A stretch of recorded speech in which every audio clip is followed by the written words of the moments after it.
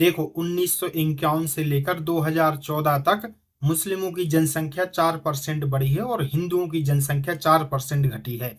क्योंकि 1951 में हिंदुओं की जनसंख्या थी 84% और मुस्लिमों की जनसंख्या थी 10%। जो 2011 की जनगणना में मुस्लिमों की जनसंख्या हो गई 14% और हिंदुओं की जनसंख्या हो गई 80%। और अगर अभी वर्तमान का अनुमान लगाएं तो हिंदुओं की जनसंख्या का अनुमान है कि 78 से 80% के बीच में होगी और जो मुस्लिम है उनकी जनसंख्या 14 से 16% के बीच में होगी। तो इस डाटा को देखकर तो यही लगता है कि मुस्लिम धीमे धीमे बढ़ रहे हैं और हिंदू धीमे धीमे घट रहे हैं। और कई लोगों के मन में यह भी सवाल उठ सकता है कि आखिर आगे की स्थिति क्या होगी।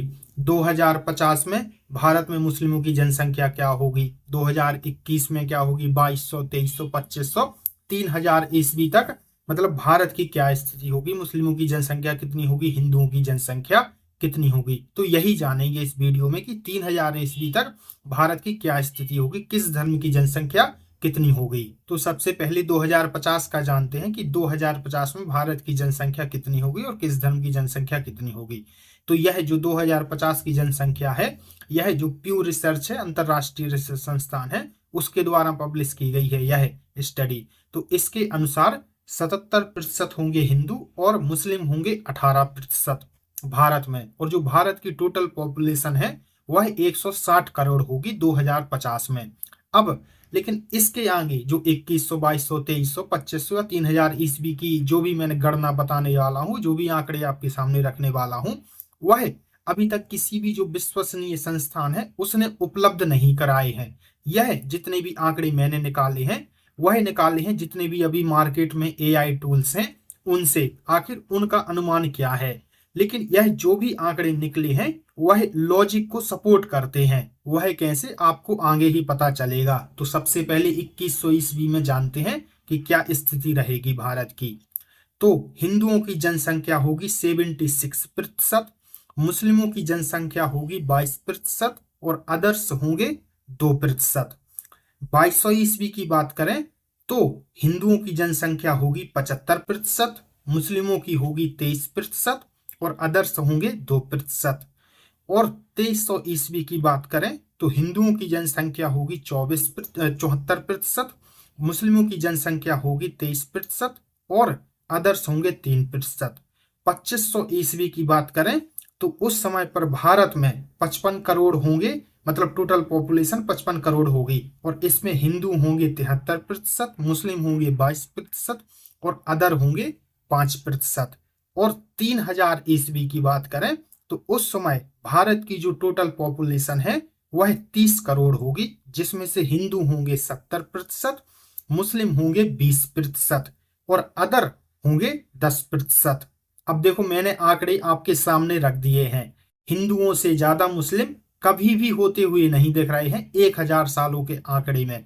अगर मुस्लिम पहुंचेंगे भी तो हाईएस्ट उनकी पॉपुलेशन भारत के अंदर 23% को टच करेगी। इसके बाद से पॉपुलेशन घटने ही लगेगी और इसकी सबसे बड़ी वजह है टीएफआर, मतलब टोटल फर्टिलिटी रेट। और हिंदी में अगर इसको अच्छे से समझें तो एक महिला कितने बच्चों को जन्म दे रही है, सबसे बड़ी वजह यह है। और जिस हिसाब से दुनिया में डेवलपमेंट बढ़ रहा है, टेक्नोलॉजी आ रही है और शिक्षा स्वास्थ्य की अच्छी सुविधाएं उपलब्ध हो रही हैं, वैसे वैसे ही जो टीएफआर है वह कम होता जाएगा। और इसके अपने पास उदाहरण भी हैं, मतलब ठोस तथ्यात्मक जो डाटा है वह अपने पास है। क्योंकि जो 1951 है उसमें जो हिंदुओं की टीएफआर थी वह थी 6%, जो मुस्लिमों की टीएफआर थी वह थी 6.8%, मतलब मुस्लिमों की थोड़ी ज्यादा थी। और जो अभी वर्तमान में मुस्लिमों की टीएफआर है वह हो गई है 2.36% और जो हिंदुओं की हो गई है वह है 1.94%। मतलब अभी जो अपना 19-21 का NFHS सर्वेक्षण हुआ था, मतलब नेशनल फैमिली हेल्थ सर्वे, उसके अनुसार यह डाटा है। और अगर 2.1 से अगर टीएफआर हो जाती है तो इसका मतलब है कि जो आपकी पॉपुलेशन है वह घटने लगेगी। तो मतलब अभी तो जैसे अभी जिस हिसाब से अभी पांचवा जो हुआ है अपना नेशनल फैमिली हेल्थ सर्वे, उसके अनुसार तो अभी मुस्लिमों की जनसंख्या थोड़ी थोड़ी बढ़ रही है।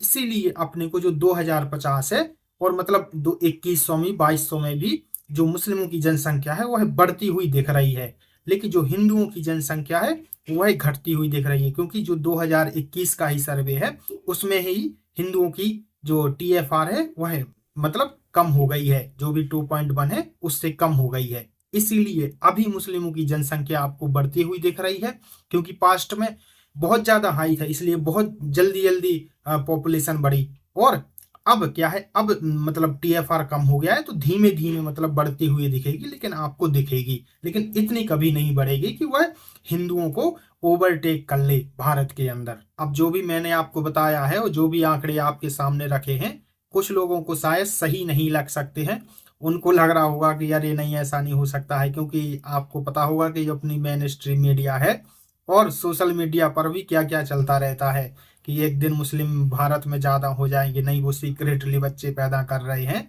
तो उनके लिए मैं यही कहना चाहता हूं दोस्तों, मतलब बहुत कम जनसंख्या है, लेकिन फिर भी बहुत सारे लोगों के मन में यह छुपा हुआ डर रहता है, मैंने थोड़ा महसूस किया है।